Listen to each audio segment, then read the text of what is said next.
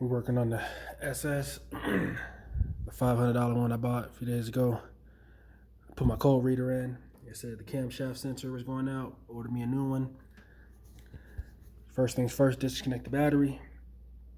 Then take your 7mm and disconnect the fuse box. Those are the screws right there, you know, the little, right there. You know, there's 4 of them. That releases these, you know, the holes right there.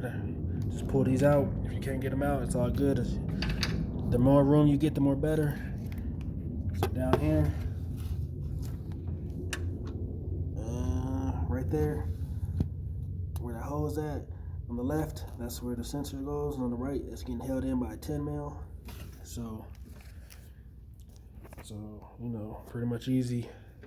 Take out that, get you a 10mm deep socket. I recommend a deep socket so that way you can see. That's what the 10mm looks like right there. So then, you know, just go ahead and take that out. This is the purple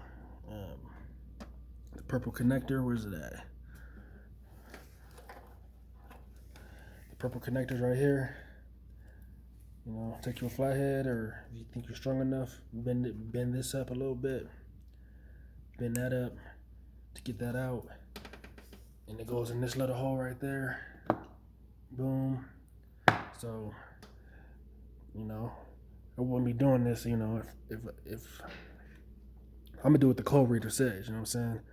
It got more brains than me when it comes to the cars.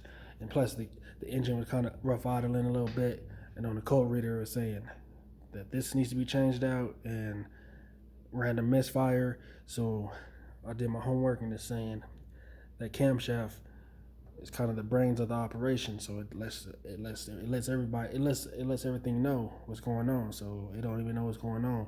And by looking at these, I can tell that the plug's already been changed out, because usually they come in red, and the black ones, you know, let you know that they already been changed out. So hopefully I did my homework. Once you connect the battery back, it relearns that there's a new sensor in there, and then everything should just go back to normal, hopefully. So comment if you have any questions.